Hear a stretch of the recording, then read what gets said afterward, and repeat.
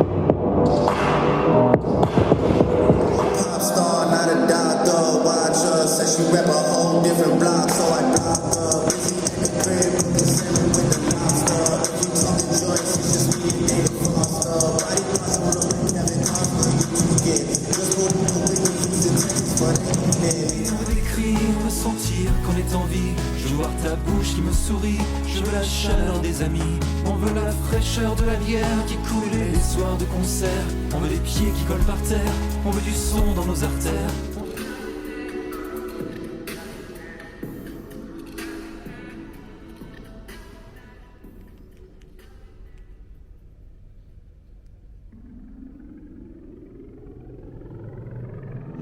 Me lancer dans la nuit, je veux dormir le soir au fond de l'eau, passer le reste de ma mort à Saint-Malo.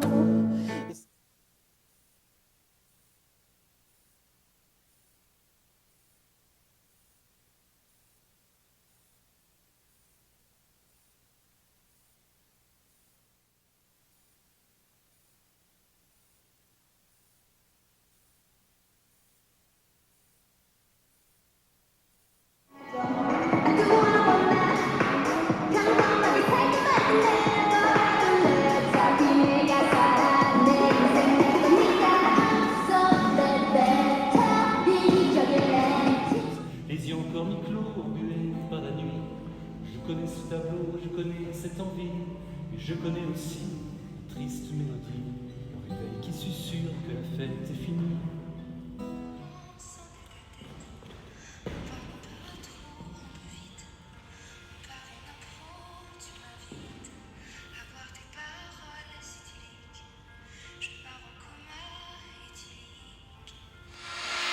Strangers dream that can be told, believe them or not.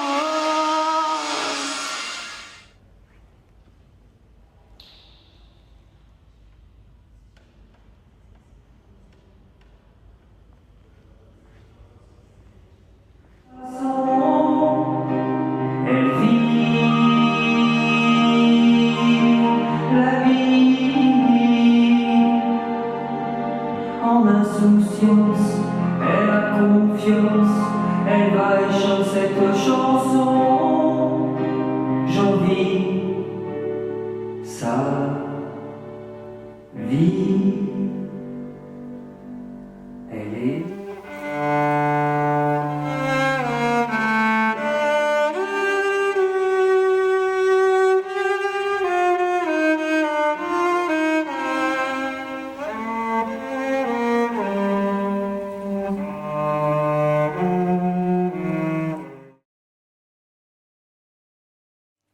Je pense que le jour où les cafés vont rouvrir, je sauterai dessus et je me ferai ma première terrasse parisienne de 2021. Je vais arrêter de penser à la distanciation physique dans mon métier, donc c'est-à-dire que je vais essayer de retravailler en duo, on va pouvoir se toucher, on va pouvoir s'enlacer, se porter. eh bien, j'aimerais beaucoup prendre mon père et ma mère qui sont assez vieux et que j'aime vraiment passionnément. J'aimerais les prendre dans mes bras, j'aimerais les embrasser. Cinéma, le cinéma, je vais voir des merdes, je m'en fous. Je vais au cinéma, je vais voir n'importe quoi, je m'en fiche, c'est pas grave, c'est pas un problème. Je ne trie pas, je vais peut-être d'ailleurs me faire, je sais pas, 7 jours de cinéma d'affilée, je sais pas. Je vais passer une semaine, toutes les journées, à faire des rendez-vous café, en terrasse des cafés, et je vais pas décoller.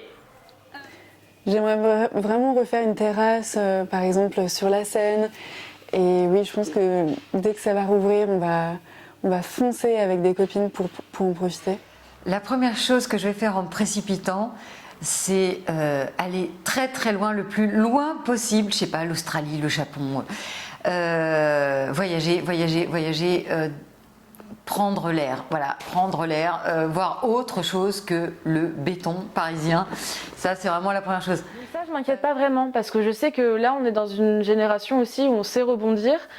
Et moi, je sais que je vais rebondir et ça me bloque pas du tout pour mes projets. Hein. J'ai plein d'idées pour le futur. Donc franchement, je suis pas très inquiète. J'ai juste hâte que ça bouge. J'espère qu'on va améliorer la vie d'avant en retrouvant un peu le côté rigolo, quoi, parce que là, bon, on l'a plus trop. Mais j'espère que ça va un petit peu changer, ouais, qu'il y aura des prises de conscience, ouais, notamment au niveau du climat, ce serait pas mal, on aurait besoin.